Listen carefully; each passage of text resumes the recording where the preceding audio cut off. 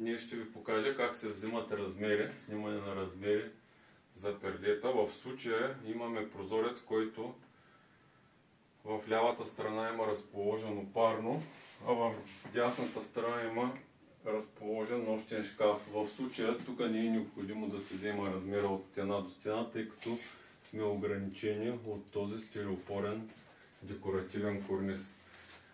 Хубаво е да се взема размера първо на светлата част на прозореца, след което можем да предвидим по 20 или 30 см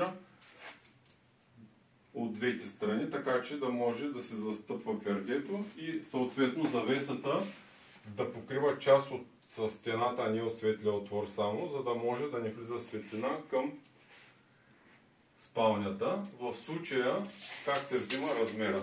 Измерваме си светлия отвор на прозореца, който тук е 93 см и предвиждаме по 25-30 см от двете страни, т.е. 60 и 93 1,50 м. Това не е ела, това не е ширината, която трябва да съобразим спрямо набора и да си сметнем колко плачети ни трябва. Има височината. Височината, ако релсата е монтирана на тавана, както е в случая двуканална, няма значение, тя може да е едноканална или триканална, се взема от пода до тавана чист размер. 2,53 в случая. Това ще ни бъде необходимо, като се обадите, за да ни дадете размери за височината.